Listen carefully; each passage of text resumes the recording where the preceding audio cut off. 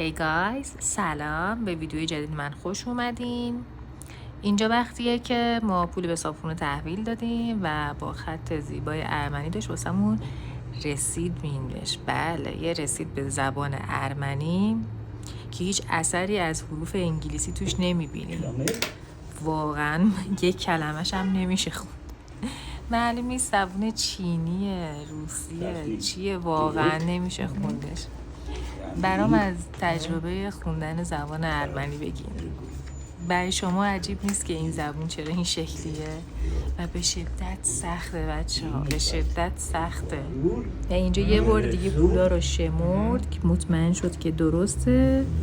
بعد ادامه متنی که میخواست رو نوشت. چند دقیقه به نوشتن ادامه داد. همسرم مبلغ رو براش گوشی نوشت که مطمئن بشه درسته. اونم مبلغ رو نوشت. خیلی خط بامزه‌ای هم داشت.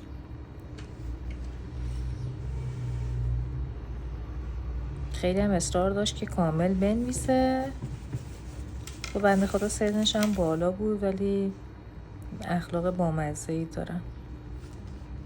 یه نکته خیلی جالبی هم که الان یادم اومد که مثل همه آدمای سن بالای ایرانی، آدمای خیلی دوره مثلا ساده اینا که برای گذشته های دورم و صداشون موقع حرف زدن گاهی اوقات بالا میبرن که تو ناخودآگاهشونه، اینا هم دقیقا همون شکلی هن. خیلی برام جالب بود که وقتی میخواست تاکید بکنه ناخودآگاه صداش بالا میره، یعنی بدون اینکه عصبانیتی توی حرف زدنش باشه و یه ناراحتی باشه، دیفالتشون اینه که برای حرف زدن ناخودآگاه صداشون بالا میره. خیلی برام جالب. اینجام که امضا کرد و به نظر منم گفت که من باید امضا کنی که حالا پولش هم برداشت.